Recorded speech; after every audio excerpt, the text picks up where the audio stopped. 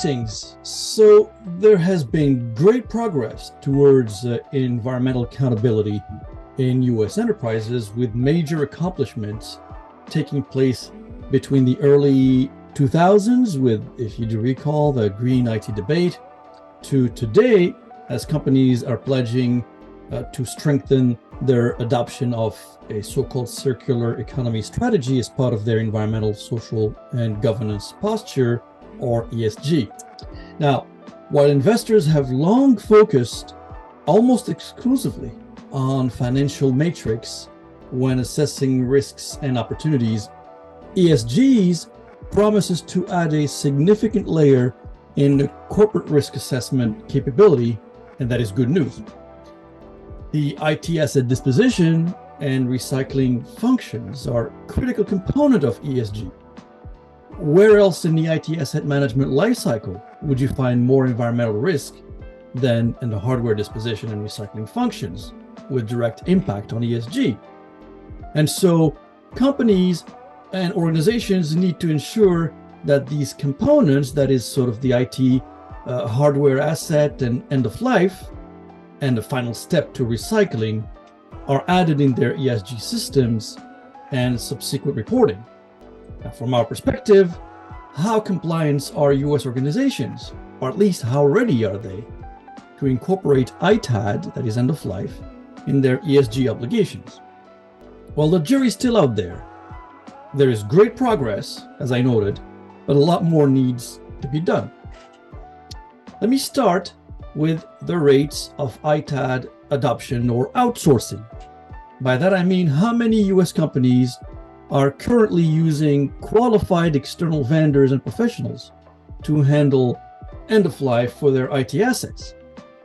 The ITAD outsourcing rate has obviously increased significantly over time since early 2000. There are many reasons why outsourcing has increased, including the maturing of the ITAD industry, the significant improvements in the services offered by ITADs, the increase in efficiency in securing data, a more organized industry through the emergence and adoption of several certifications that have been helping standardized practices, etc. And so today, we at Compliance Standards estimate that 87% of US organizations with more than 1,000 employees outsource their ITAD operations by using ITAD professionals, be they pure ITAD firms, OEMs, IT equipment distributors, financing, leasing firms, etc. This also means, sadly, we still have 13% of US organizations not outsourcing ITAD. That is, they do not hire outside professional help. Ideally, that figure should be a low to mid-single digit rate, and so a lot needs to be done, and the ITAD industry can utilize specific strategies to get reluctant companies to join the movement, so to speak. Now, it's also certain that hiring outside professionals for help is not guarantee of success. Many ITAD companies are simply mediocre. Likewise, many organizations we research cannot afford to hire third-party vendors because they may be regulated and cannot allow others to handle their IT assets due to such things as data security. However, there is a great concentration of knowledge in the ITAD industry, and so of course, hiring a reputable and a certified vendor is a better and safer option than any other option. Now, in our survey of 1,128 US organizations with more than 1,000 employees, the technology sector is among the most sophisticated users of external ITAD services, in particular, largely due to the fact that there is a proliferation of data centers in that segment, and to the fact that the sector is where new technology emerges. In fact, many of tech companies are manufacturers of technology themselves. We've interviewed 182 tech companies, and they are among the most advanced groups in the ITAD space, along with utility firms and the healthcare industry. Now, in contrast, we were rather surprised to see that of the 132 higher education institutions we researched, 32%, or almost 1/3, do not use professional ITAD vendors. They do it themselves. Obviously, retailers are also among the worst performers, with 21% of the 114 retailers we researched not getting external professional support to handle ITAD. Looking at what the media has been reporting about the litigations that retailers have experienced over the illegal dumping of electronics in places like California in particular, it's no surprise that the rate of ITAD outsourcing among retailers is among the smallest in the US business world. But analyzing the rate of outsourcing could be a misleading indicator of the health of ITAD adoption in US companies and in the public sector.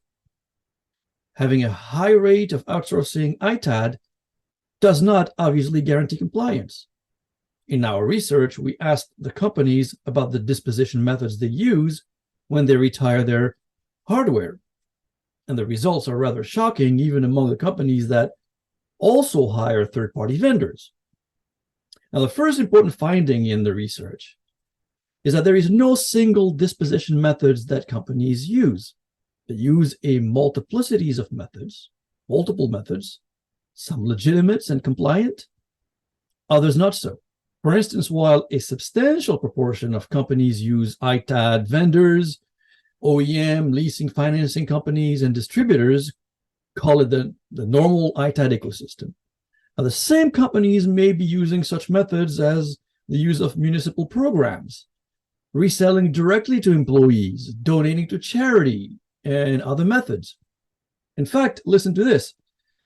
As many as 17% of our research panel of more than 1,100 companies admitted disposing their IT equipment as waste. This is a big number and one that could result in serious legal jeopardy for these companies. 29% donate to charity where their staff handling the process. 24% store for future action and delay disposal decision. Now, these numbers are obviously indicative of practices that are still unsettled and not standardized. Now, from our perspective, the routes to disposition should drop from currently 10 options to just 4. It is understandable that companies have different channels for their retired equipment, but the use of ITAD professionals, be they, as I said, pure ITAD vendors, OEMs and manufacturers, leasing and financing, or distributors with the capacity to handle ITAD is the most desired process if, of course, the hiring organization is legally allowed to hire a third party. Still, using such methods as sending the devices to waste or donating without the right expertise are not acceptable methods at a time when new regulations are emerging that would make such uncontrolled processes a big liability. So the data that I just shared with you comes from Compliance Standards' new service called the ITAD Go-to-Market Navigator. I'm pleased to announce the launch of the Navigator, which represents a set of data analytics that provides comprehensive insights into how U.S. companies think about, purchase, and deploy IT asset disposition services.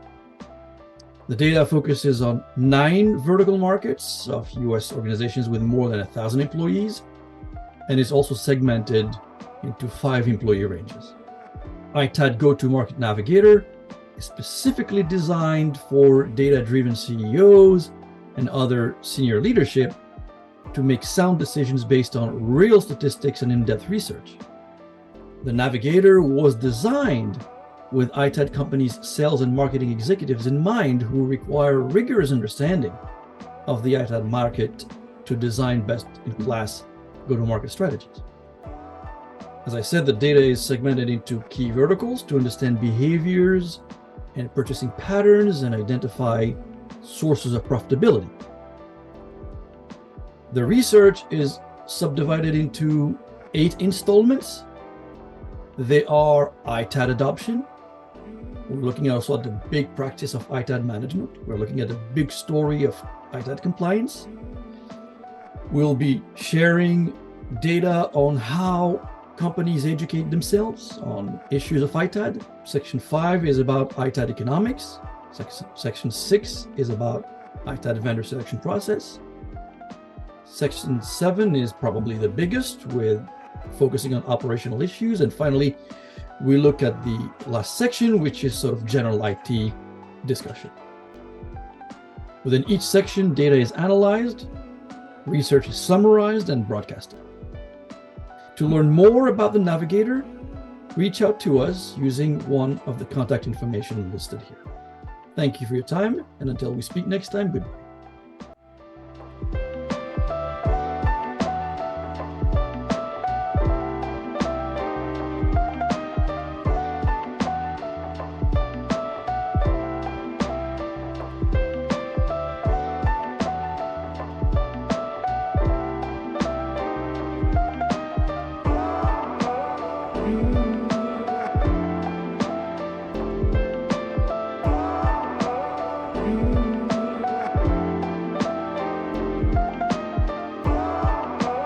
Mm-hmm.